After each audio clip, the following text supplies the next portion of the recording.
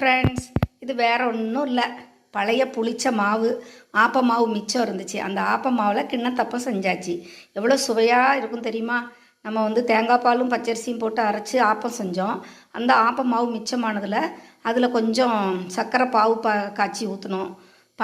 சர்க்கரை பானி ஊற்றிட்டு அதில் கொஞ்சம் தேங்காய், ஏலக்காய், நிலக்கடலையெல்லாம் இது பண்ணி இட்லி பானையில் வச்சு ஆவியில் எடுத்தாச்சு. ரொம்ப சுவையான டேஸ்டியான கிண்ணத்தப்பம் ரெடியாக இருக்குது. ரொம்ப டேஸ்டியாக இருக்கும். இங்கே பாருங்கள் ஃப்ரெண்ட்ஸ், எப்படி இருக்குன்னு. இது உள்ளே பார்த்தீங்க அப்படின்னா இதே மாதிரி அப்படியே அந்த கேப் இருக்குது பாருங்கள், உள்ளே அந்த கேப்பு தான் இதோட ஹைலைட்டு. ரொம்ப ருசியானதாக இருக்கும். கிண்ணத்தப்பன்னு சொல்லுவாங்க. இது கிறிஸ்டின்ஸ்லாம் பார்த்திங்கன்னா ஈஸ்டர் பண்டிகைக்கு வெறும் இந்த மாதிரிலாம் போடாமல் வெறும் பச்சரிசியில் அரைச்சி சாப்பிடுவாங்க. நம்ம இந்துக்கள்லாம் அடிக்கடி இது வீட்டில் மாவு வீட்டிலே இந்த மாதிரி பச்சரிசியும் தேங்காயும் போட்டு அரைச்சிட்டு கொஞ்சம் லைட்டாக ஈஸ்ட்டு தேவைப்பட்டால் சேர்த்துக்குவாங்க. ரொம்ப ருசியானது, டேஸ்டியானது.